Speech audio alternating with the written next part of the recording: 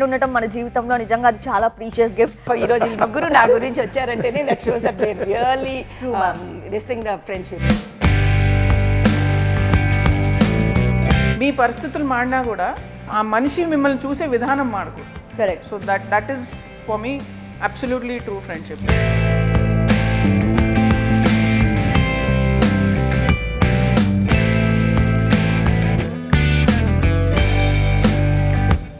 కానీ మీ ఫ్రెండ్షిప్ మారకుండా ఇంత లాంగ్ లాస్టింగ్ గా ఉంది అంటే ఎలా మ్యామ్? ఎనర్జీ మంచిగా పాజిటివ్గా ఉంటే that is the best friendship అండి.